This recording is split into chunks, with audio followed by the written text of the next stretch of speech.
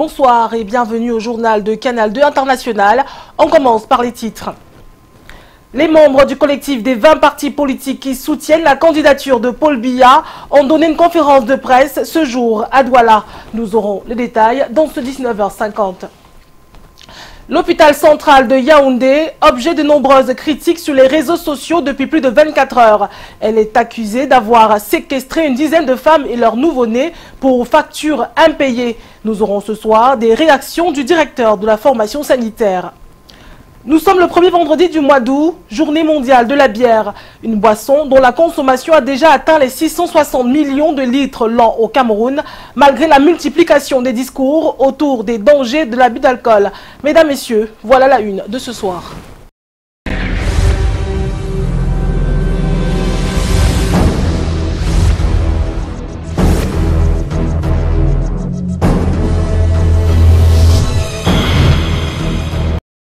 Merci de rester des nôtres. L'actualité politique ce vendredi a été marquée par cette communication du G20. Ces membres du collectif de 20 partis politiques qui ont choisi de soutenir la candidature de Paul Biya à l'élection présidentielle à venir.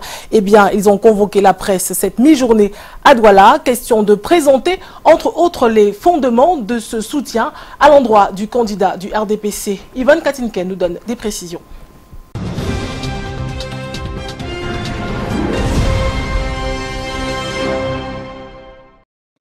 Depuis qu'ils ont annoncé leur soutien au candidat Biya, les leaders de 20 partis politiques d'opposition camerounaise sont la cible d'une certaine opinion qui les accuse de s'être alliés au régime en place.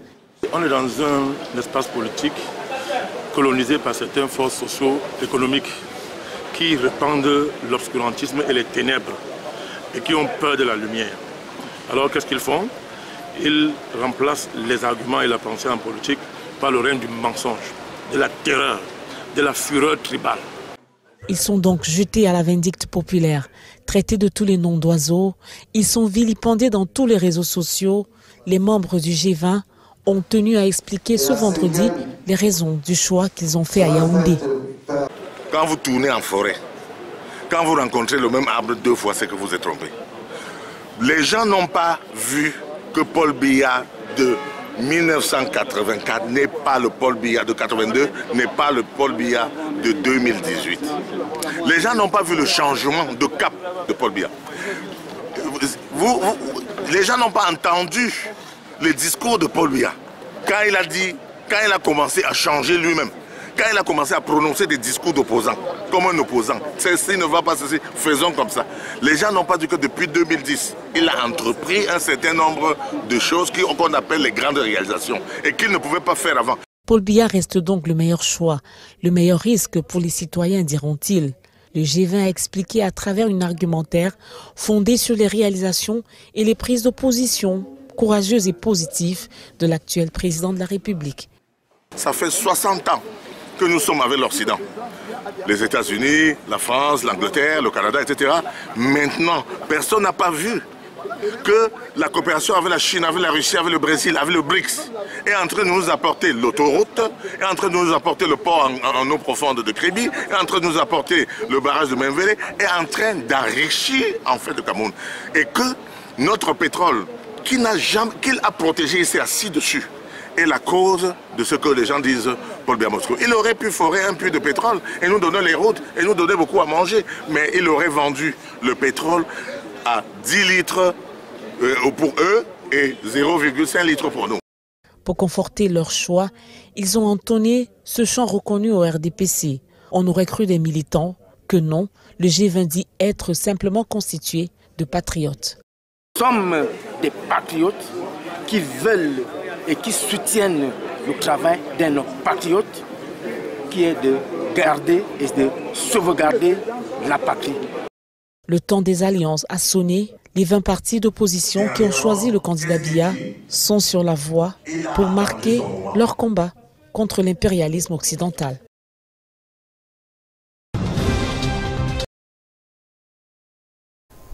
Son abus est vivement critiqué, pourtant son taux de consommation est en croissance. La bière, dont se célèbre la journée internationale ce vendredi, a de nombreux consommateurs dans le monde et au Cameroun particulièrement. Des consommateurs qui ignorent pour la plupart les normes de consommation qui se limitent à 50 centilitres par jour. Ceci pour la bonne santé du foie. Aimé Catherine Moukouri, Armand Pagna. Qu'elle soit brune ou blonde, elle reste une grande séductrice. Peu importe sa marque, elle est depuis bien des années la boisson alcoolisée la plus bue au monde. La bière, avec de nombreux consommateurs en Afrique et au Cameroun en particulier. Le pays classé 12e au rang des consommateurs d'alcool en Afrique selon l'Organisation mondiale de la santé, voit s'écouler environ 660 millions de litres de bière par an, soit 36 litres de bière par habitant et par année.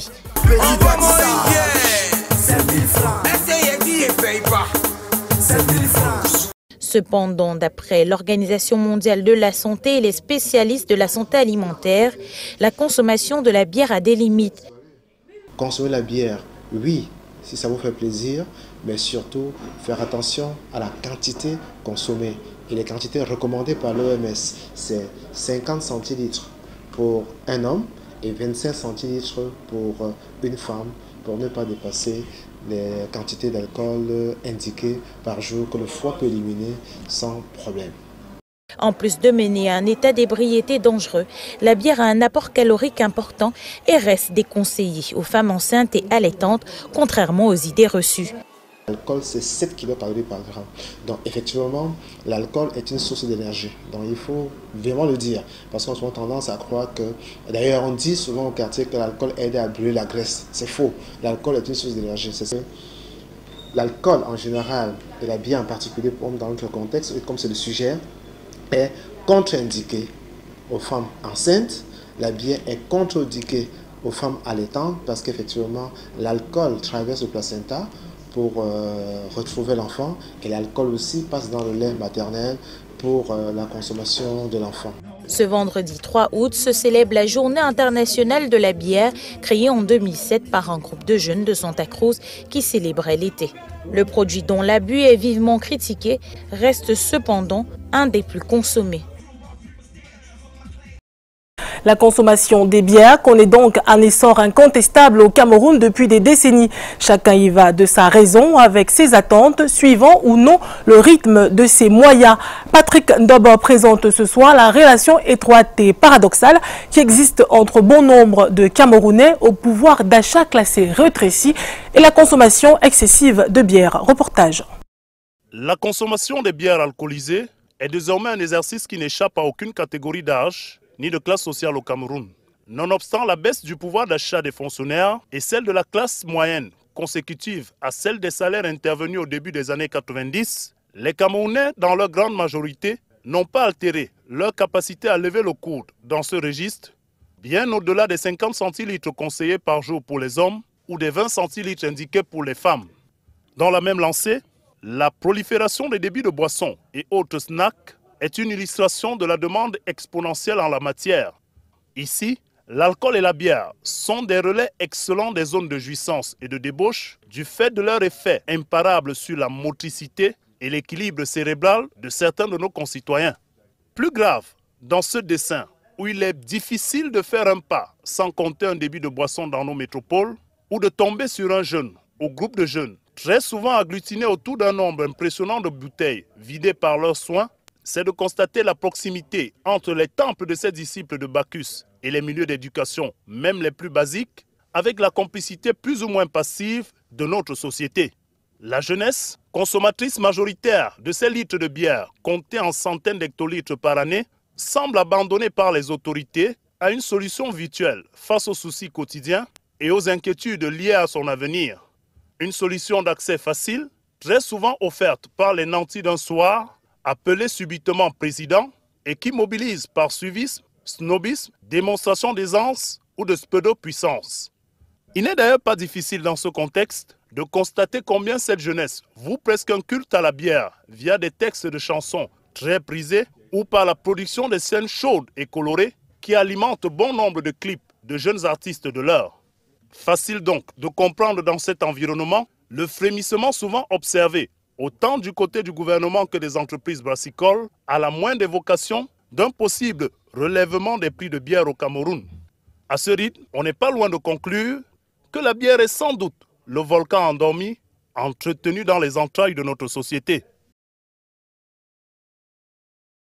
La journée mondiale de la bière fait également l'actualité du côté de Yaoundé, où nous allons rejoindre sans plus tarder Alain Ghislain Kanga. Bonsoir à vous Alain.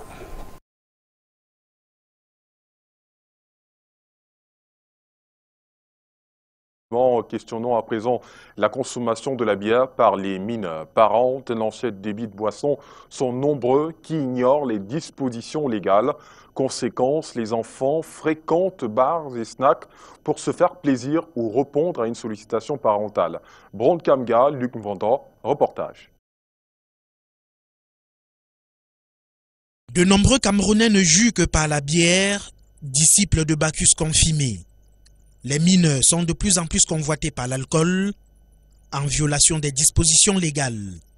Petite question aux débitants, communément appelés barman, à qui vendez-vous la bière? Toutes les personnes qui consomment ici là sont des majeurs. Les mineurs n'entrent même pas ici là. Je vends ma boisson pratiquement peut-être aux gens un peu âgés. Bon, bref, je vends à tout client qui se présente devant moi. Et je suis là pour chercher juste mon argent, c'est tout. Le mot est craché. Plusieurs se font des sous sans tenir compte de la réglementation en vigueur et vendent de la boisson alcoolisée aux mineurs. Les enfants que les parents envoient souvent, je ne suis pas au courant qu'il y a une loi qui interdit cela. Il y a certains enfants que nous connaissons déjà, le papa qui l'envoie. Bon, quand l'enfant vient, on sait que c'est le papa qui l'a envoyé par rapport au goût du papa. L'article 348 du Code pénal camerounais interdit l'accès et l'achat des boissons dans les débits aux moins de 16 et 18 ans s'ils ne sont accompagnés d'un majeur. Mais ces deux catégories de personnes ne peuvent pas s'asseoir dans un débit de boisson ou bien dans une vente à emporter pour boire des boissons alcoolisées. Il reste la troisième catégorie qui est fixée par l'IAC, la disposition de l'article 318 dont je viens de vous donner lecture, et qui précise que le mineur de 21 ans peut acheter, mais il lui est interdit, n'est-ce pas, de tomber dans l'ivresse. Boire mais sans saouler, les gérants pour certains ne sont pas informés des dispositions suscitées aux alinéas 1 et 2 de l'article 348. Je n'étais pas vraiment au courant que c'était interdit si un papa envoie un enfant venir acheter la bière. Bon, quand vous me l'informez, je crois que normalement il va faire un effort d'éviter ça. Il n'y a pas que les débits de boissons qui servent de cadre pour la consommation de l'alcool. Et ici, l'homme de la loi s'interroge. Quand nous allons à une fête et que les boissons alcoolisées sont distribuées, que les mineurs puissent y avoir accès, on pourrait se poser la question de savoir sous le coup de quelles dispositions légales ces mineurs tombent, ou bien ceux qui leur ont procuré ces boissons alcoolisées, quelle est l'infraction que cela vient à commettre. Et là, il y a vide juridique. Avis donc aux débiteurs, aux parents et aux moins de 21 ans pour qui la consommation de la bière est non seulement une infraction, mais un danger pour la santé. L'autre infraction qui bénéficie de la tolérance administrative au Cameroun, la construction des débits de boissons en zone interdite. Des images d'une dizaine de femmes avec des nouveau-nés parqués dans une salle d'hôpital assez étroite circulent depuis hier soir sur les réseaux sociaux. Le commentaire de ces photos font état de ce que ces dames y seraient séquestrées pour n'avoir pas réglé les factures de leur prise en charge. Eh bien, nos reporters se sont rendus à l'hôpital central de Yaoundé pour voir clair sur cette affaire. Suivons les pas de Karel Musatachouya et André Marindia. Cette photo est très répandue sur les réseaux sociaux. Décryptage vite fait des mamans et leurs bébés en souffrance. Le doigt accusateur est pointé sur l'hôpital central de Yaoundé, où on dit avoir pris la photo. À tort ou à raison, réponse du directeur. Ça ne nous ressemble pas. Vous-même, vous imaginez que 10 femmes là, comment elles peuvent dormir dans ces petits espaces-là? Comment? Question bien curieuse. Direction pavillon maternité. L'un des services les plus sollicités de cette formation.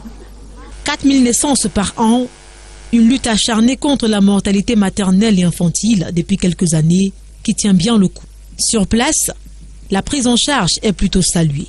Et on vous donne une ordonnance, oui, on appelle le kit, les médicaments qui vont servir à vous opérer. On m'a amené ici depuis 2 semaines maintenant. Il faut sortir, il n'y a pas l'argent. On m'a dit que j'attends mardi. Ce dernier cas est un cas d'indigence.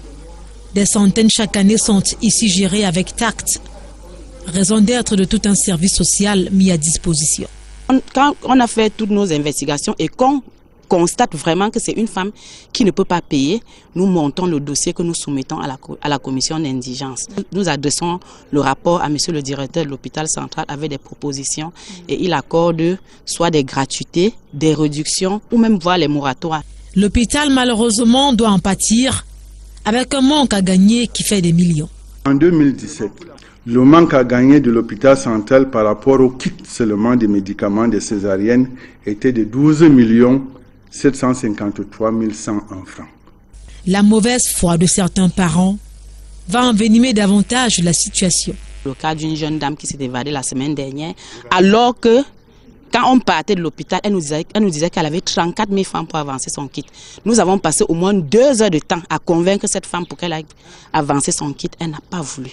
La santé a un coût et le patient devrait le savoir. Et le manque de moyens pousse parfois certains Camerounais à éviter les formations sanitaires pour se soigner. Ils préfèrent généralement prendre d'autres options. Voyons cela avec Laetitia de Bilan et André Marindia.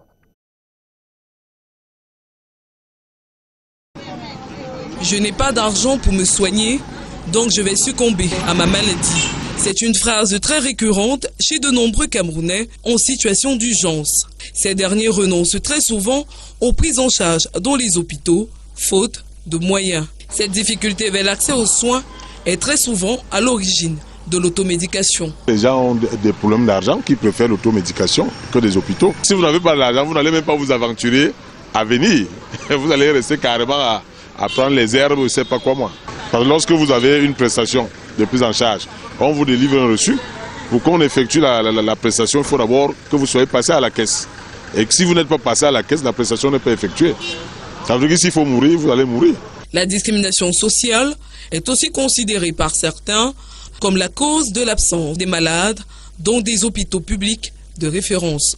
Généralement, c'est le nom qui compte. C'est l'enfant d'eux, c'est le cousin d'eux. Quand tu arrives, tu es pauvre, on te prend un peu au rabais, on ne te prend pas rapidement en charge. Alors que, comme on dit public, ça veut dire que tout le monde doit être mis au même pied d'égalité. Parce que quand on dit le billet de session à 600, ça apporte de tout le monde. Mais malheureusement, les pauvres sont lésés dans les hôpitaux publics. Si certains Camerounais prennent le risque de se soigner soi-même par déficit financier, d'autres par contre, malgré leur situation budgétaire misérable, choisissent de confier leur état de santé aux personnes habilitées à exercer la médecine, même si ces derniers restent retenus à l'hôpital pour non-paiement des factures. Moi, particulièrement, je ne m'y connais rien en médecine, mais quand on a un cas, il y a des gens spécialisés pour ça, raison pour laquelle on se rend à l'hôpital. Si je n'ai pas de moyens et qu'on peut vraiment m'accorder ce privilège, alors je vais demander aux responsables de soigner d'abord. Si chacun considère donc sa santé comme un bien précieux, alors elle n'a pas de prix. Et au temps sport, le ministre des Sports et de l'Éducation physique et par ailleurs président du comité d'organisation de la Coupe d'Afrique des Nations annonce un point de presse demain, samedi à Yaoundé. Il sera question de rassurer l'opinion sur l'organisation de cette compétition. Et la suite de ce journal avec vous, Vanessa Mela. Bonsoir.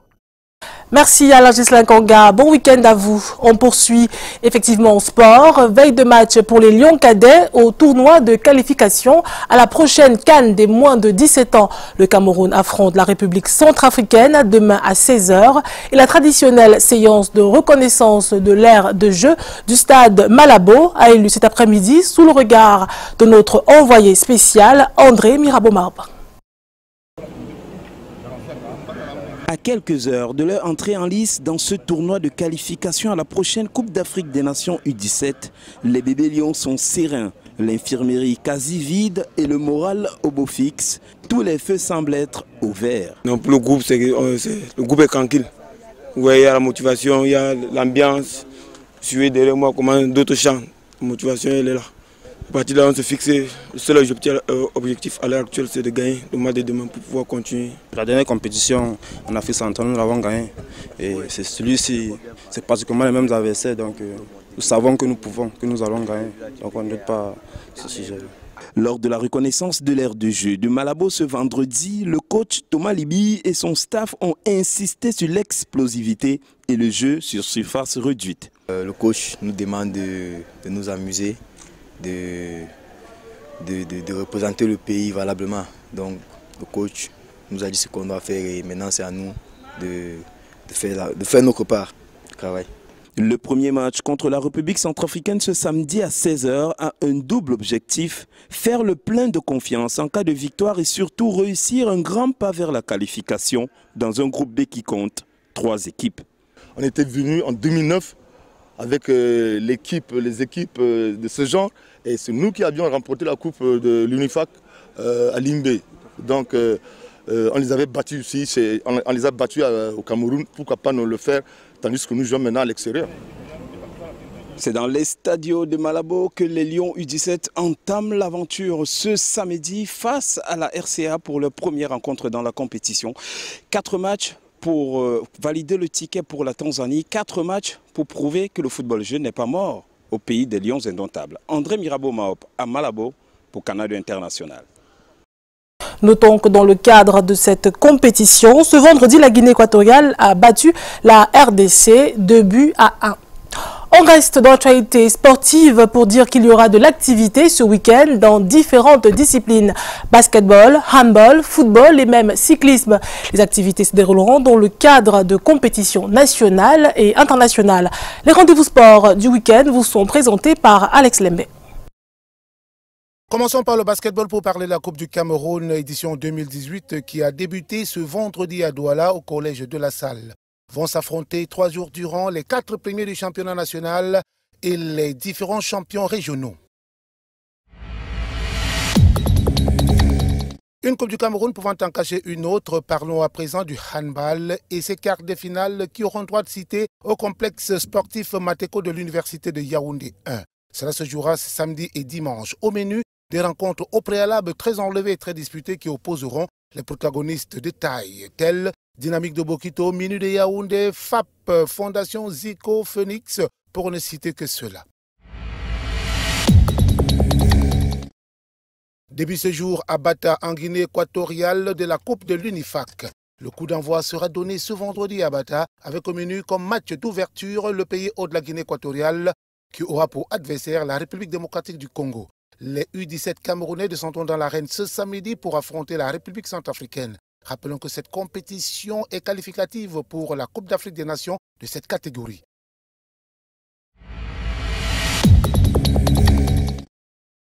Toujours dans le football, suite ce week-end des 32e de finale de la Coupe du Cameroun avec au menu plusieurs rencontres qui se joueront sur toute l'étendue du triangle national.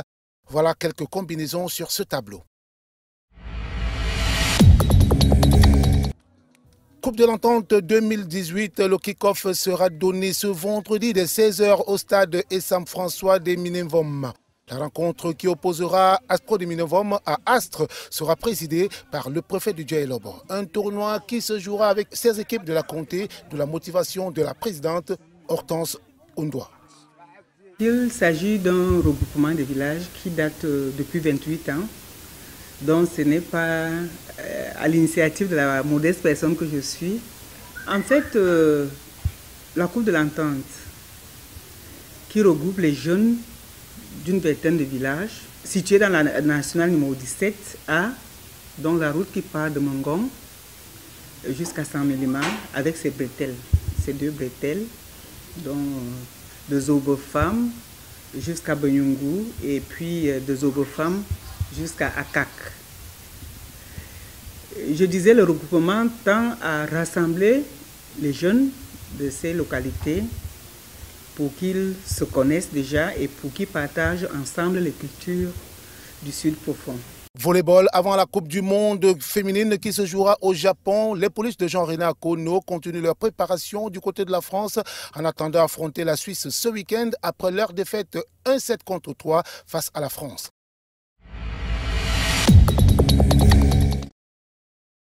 billard, la discipline reprend du service ce week-end avec un championnat national qui se jouera à Douala et Yaoundé avec 7 clubs, soit 3 à Yaoundé et 4 à Douala. Olezoa à Yaoundé et Opium Bonamoussadi à Douala sont les différents sites des compétitions.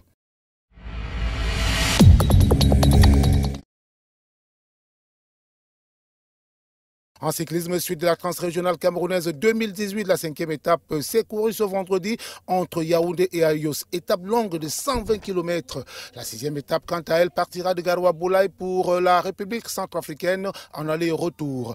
Le premier au classement général pour l'instant n'est nul autre que le détenteur du maillot bleu, Franklin Gimkeng.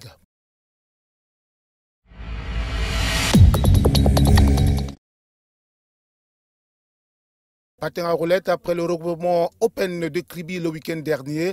Place au championnat régional du littoral qui se court ce dimanche à Douala 3e au lieu dit Ndokpassi Village.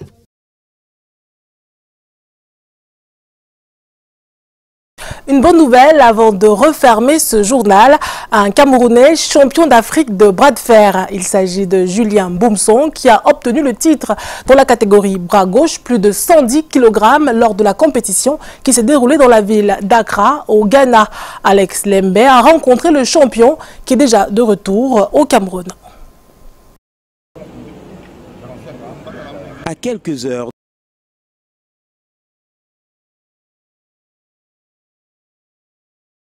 against resilient Kofi Daboku, Julien Boumson, Kofi Daboku coming in strongly. C'est cette victoire qui fait de lui le désormais champion d'Afrique de bras de fer, bras gauche dans la catégorie des plus de 110 kg. Titre arraché de haute lutte à Accra au Ghana la semaine dernière lors du championnat d'Afrique de la discipline. Julien Boumson, puisqu'il s'agit de lui, aura passé en revue les meilleurs Africains de sa catégorie avant son sacre où il bat en finale son challenger malien Cheikh Diallo, son tombeur de l'année dernière, d'où cet esprit revanchard lors de cette finale.